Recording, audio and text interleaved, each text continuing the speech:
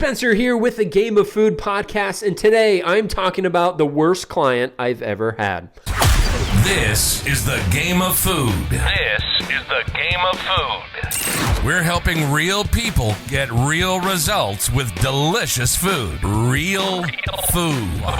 Live from Spencer's home studio, podcasting to the world. This is Game of Food. And here's your host, Spencer Frederick. So like I said, I'm going to talk about the worst client I've ever had. Now, I don't just make podcasts about people that I encounter. I make podcasts to help educate you. I learn from people that make mistakes and fail. I think that is a part of learning. You learn from people that are successful at whatever they do, and you also learn from people that never achieve much. They have a path that you should not follow. And so that's what I'm doing today. Now, I'm changing some details about this person so that this person doesn't know it's them. I'm changing like little quotes that they said or a description of them so that if they ever listen to this episode, they won't know it is them. But it is still a true story about the worst client I've ever had. Let's start from the top. I post things on social media, and I get compliments on them sometimes. There's a couple haters once in a while, but I just try to block them and get rid of them. They're just negative and wrong usually. But this person was following me, and I think I noticed that this person was a good supporter on social media, you know, liking stuff, commenting on stuff. I actually think this was on TikTok where she started, but then she eventually was following me on other social media apps, whatever. So eventually she clicks on one of my things and schedules a call. So we talk about her goals. It's a goals call, and it's all about her. And I should have noticed the red flags on the initial call with her, but I didn't because I was eager. I was eager to help people because I only had a few clients. I was eager to prove that I could do what I was doing full time. So that requires money because I have kids and a wife and a dog and a mortgage. And so you're eager in kind of two spots. You want a cool thing. You want to build a cool thing that does help people. If you don't help people and you're trying to be in nutrition or fitness, it's not going to work out. It's just those are facts. And so I was too eager to notice the red flags on the initial call. The initial call usually goes like people want to talk about their goals for like 20 to 40 minutes. And I like to have them in that range, 20 to 40 minutes. 40 is a little long, 20 is a little short, you know, maybe 30 is a good amount. And she went way beyond that. So just talking about so many details of why she doesn't have her health. Talking about so many details about why she yo-yo diets and gains weight and loses weight, and had so many questions. I love questions, I really do, because sometimes questions mean that someone is passionate about the topic and will do well. But this person had questions that were just like dissecting hairs, like how are you possibly asking this question and thinking that it is real? And so I was nice the whole time, and I was like, do you want to do this with me? Do you want to do one-on-one coaching? Like you do need some help, and I'm going to make sure that some of this bad information that you have, we get that fixed. And yes, she did. That's why she basically called, is she loved everything I said on social media. That's what she told me. And she was very complimentary and stuff. So fast forward to onboarding. These are some more red flags that I was noticing. I should have just bailed. Once I saw these little red flags, because they came in right away again. So onboarding, I send over some emails to read, some onboarding documents, a success guide. And one of my onboarding documents I timed. I'm kind of a slow reader. I'm not that fast of a reader. I time myself reading because I like to know, how long does it take my clients to actually do this? And my onboarding document, I think, is 5 pages. And it takes me 3.5 minutes to read. And right away, she's super excited and asking a ton of questions. And at the time, I did check-in phone calls, which I don't do anymore. I do a video check-in. It's much more convenient for me and for my busy clients. But I did phone call check-ins, and usually they'd be 5-10 minutes. People just have one question, 2 questions. I have like a little topic, and we're done, and it goes really well. But 45 minutes. 45 minutes. And I did them once a week so that they had one or two things to focus on. She wanted them every day. And it was kind of like I had to try to dodge her because my reasons didn't work. Like, no, we only signed up for once a week. And, I just have this quick thing. And actually I did give in and we talked multiple times a week sometimes. And it was awful. She was just soaking my energy. You know what I mean? This person isn't necessarily a bad person, but have you ever been around somebody that just takes? And I mean kind of like energy. Like, I need to know more. I need more from you. Tell me this, tell me that, And I noticed that a lot of her questions could have been answered if she read the emails, if she read the onboarding document, which, remember, I said it takes 3.5 minutes to read. And so the biggest red flag when I kind of went, is I said, hey, a lot of these questions will be answered in the onboarding document, and I actually think you'll be better set up. Like, you'll be a step ahead if you read all this information, because then you won't have these questions. You won't have to wait for me to respond or wait for our phone call or whatever. And, I haven't had time to do that. So there's the first pushback.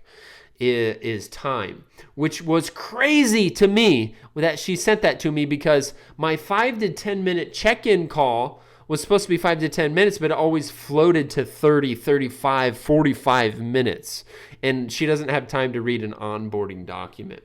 And so what I do also is I assign people proper calories, workouts, whatever else. This shouldn't be about what I assign, but I assign them things, and she was very in and out on all of them. Everything I assigned. Everything I wanted her to do, she was very in and out and couldn't do it for the entire week, or couldn't even do it for the entire day. And so I'm blunt. I never, ever try to be mean. I just try to present people with facts. And I said, hey, person, you signed up for this result. You want to lose X amount of weight. And we need to do the action that's required that we aren't doing. We aren't doing the action. And that's all I said. We aren't doing the action required to reach your goal. Now, it must have been a great way to speak to her, because she had given me so many excuses up to this point. That's the only thing you're missing from this story, is this was a few weeks into it. And she had given me every excuse in the book. And so finally, me saying that must have kind of landed, because she didn't have these strong excuses anymore. She wasn't like, how do you expect me to do that if I'm so busy? She was very quiet. I don't even remember her response, because it must have been blunt enough or obvious enough that she all of a sudden knew it was true. You signed up for a program. You didn't read the onboarding doc. That takes 3 minutes. You aren't following the stuff that I'm assigning, and we're not making any progress at all. You're not doing it. And she stayed. So she kept going, and she performed a little bit better for a few days, and then wanted to blame me at this point. I don't know how you expect people to do this. This isn't realistic. You're just in it for the money. She didn't say in it for the money, but something along those lines. Like, I guess every client is a prophet. That I was, oh man, that torqued me off so bad, because I want you to also understand that this person was soaking my energy and time. I had other online clients that took 1/10 the time, maybe even 1/20th, and they were getting results, and they were saying to me, like, this works. I want to thank you so much for what you do. Those were the comments I was getting from the people that were requiring 1/20th of the time, and they were following it. This person required so much more time, and then, had the guts to say, I guess every client is a prophet. She never said anything like that rude, but it was always like passive aggressive / like in your face rude, if she ever did make a comment like that. And so her and I were just quiet for a while. I was too eager. I just kept thinking that she would improve, but she wasn't in the phase of life where she was going to do anything about her health. She wasn't going to do it. There was nothing I could do or say. And so I did another wrong thing by just like, we were quiet and hope that she was going to take action. And and she was still very in and out, in and out. And so what I did, I'm just like, I'm cutting this person. I think about this person too much. She is soaking up way too much of my mental space, and I'm going to get it out right now. So I hated that little comment about every client is profit or something like that. So I refunded her for most of her payment. I didn't want to refund her everything because she got so much. She got nutritional information. She got my onboarding stuff. She got, I'm a nutritionist. She was assigned proper calories, and we were working on the nutritional habits that I've been trained on. And so I gave her a big percentage back, and I just said, this isn't working out and we need to part ways. And what this story should help you with is to avoid what this person did. This person, now that it's over and done with, and it's been some time, now that it's over and done with, I learned what this person thought. Now that it's over and done with, I learned what this person was thinking was going to happen.